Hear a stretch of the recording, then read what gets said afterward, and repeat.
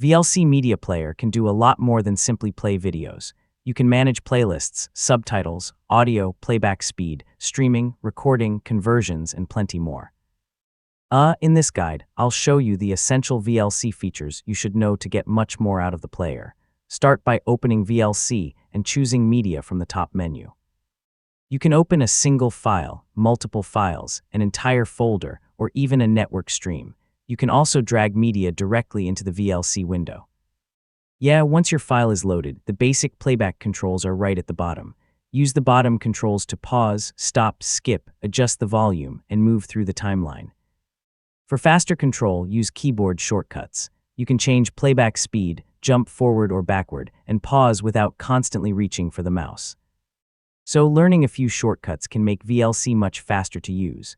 To manage subtitles, open the subtitle menu and choose a subtitle track, or use Add Subtitle File to load an external subtitle. You can also switch between available audio tracks from the audio menu. If subtitles are out of sync, VLC lets you adjust their timing while the video is playing. Need to watch something faster or slower? Use the playback menu to adjust the speed. This is useful for tutorials, lectures, or long videos. VLC can also increase playback volume beyond the normal 100% level, although very high levels can cause distortion.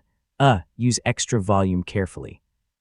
VLC also works as a simple media playlist player. Open the playlist view and add your videos or audio files. You can arrange them in the order you want and play them continuously.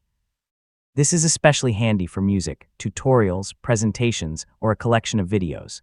Under the Media menu, you'll also find tools for converting files. Choose Convert or Save, select your source, pick an output profile, and choose where to save the converted file.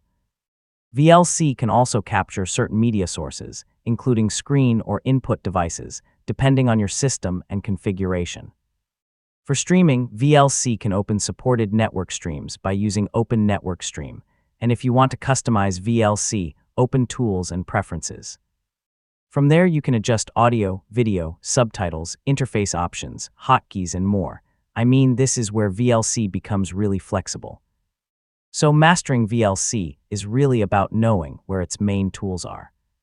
Open and organize media, control playback, manage subtitles and audio, create playlists, convert files, stream content, and customize your settings. Once you learn these basics, VLC becomes much more than a simple media player.